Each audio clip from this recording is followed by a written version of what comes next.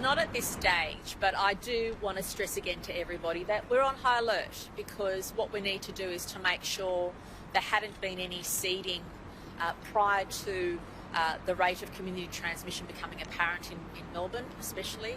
So we just need to confirm in the next few weeks that that level of seeding hasn't occurred, and so far the signs are positive, but we won't know for sure for a couple of weeks. So we are monitoring the situation daily. What concerns me most is to make sure that if there has been any seeding with residents coming across the borders and the border communities, that people with the mildest symptoms do come forward and get tested. And certainly on our side of the border, I was heartened to know that in the last 2 days we've had more than 400 Albury residents come forward and get tested, which is fantastic.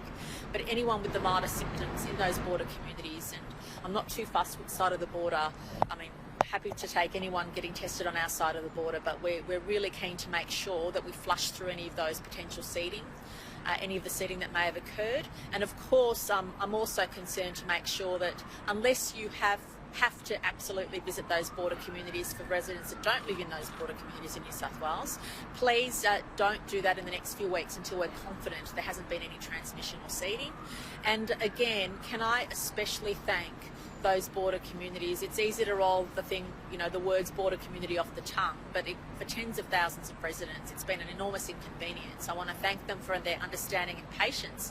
And please know that the permit system we've established, all the resources we're putting there are really to keep those communities intact.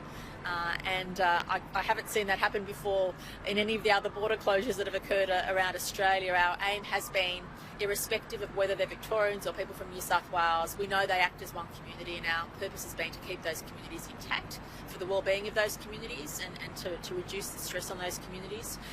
And that also means having to consider what that means for other residents in New South Wales. So my state is of high alert. We are definitely at a different stage of the pandemic. When there's a spike anywhere else in the nation, you always have to be concerned about what it means for your residents, especially given both the proximity to Victoria and also because Victorians and New South Wales residents have so much interaction with each other, the 55 border crossings, that obviously makes us on high alert.